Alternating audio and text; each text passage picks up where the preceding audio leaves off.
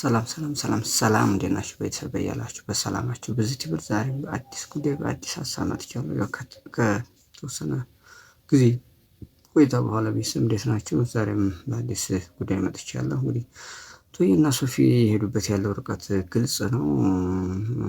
በተለይ ከክያዋን ጋር በተያያዘ ሁለቱም የተወሰነ ጉዳት እንደደረሰባቸው እናውቃለን። ነገር ግን አሁን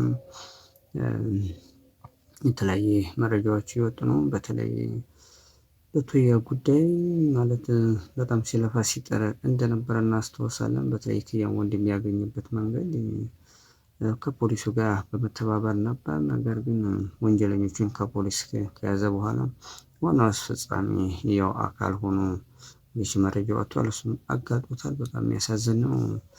ድራማ ይሰራ የነበረው ኢንስፔክተሩ እንግዲህ እና ሳጅን በመባል እንግዲህ የተመሳጠሩ ሳጅኑም መረጃ እንደሌለው በሐሰት መረጃ እንደተቀጠረ ሁሉ ሲለፈልፍ ነበር። ብዙ መረጃ ነው ያወጣባቸው።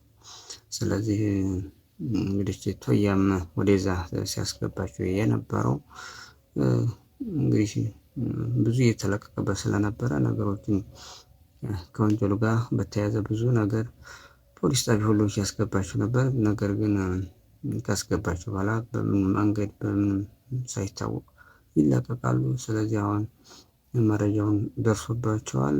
ዋናው ተባባሪ ዋናው አዛዦቹ እንግዲህ ከዛው መሆኑ በጣም አሳዛኝ ሆኗል።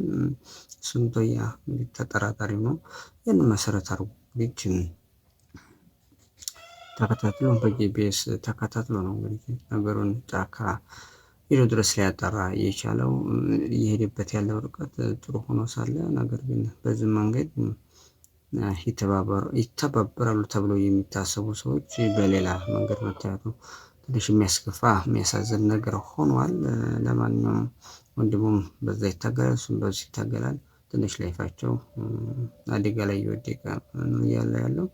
ስለዚህ ጥንቃቄም እያደረጉ ሊሰሩ እንደሚገባ እንግዲህ ይታወቃል። ነገር ነው እነሱ የሄዱበት ያለው ርቀት አሳሳቢ ሆኖ ይገኛል። ለማንኛውም ቤተሰቦች ቪዲዮውን ላይክ እና ሰብስክራይብ ማድረግ እንዳይረሳ። በያላችሁበት ሰላማችሁ እንዲበዛ ምኞቴ ነው።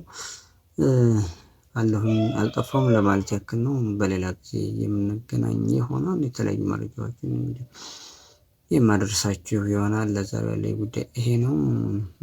ላለመጥፋት ያክል ነው። ቪዲዮውን ሰብስክራይብ ማድረግ እንዳትረሱ። በተለያየ መንገድ ነው እንግዲህ የጠፋው ቤተሰብ። እስከዛ ድረስ ሰላማችሁ እንዲበዛ ምኞቴ ነው።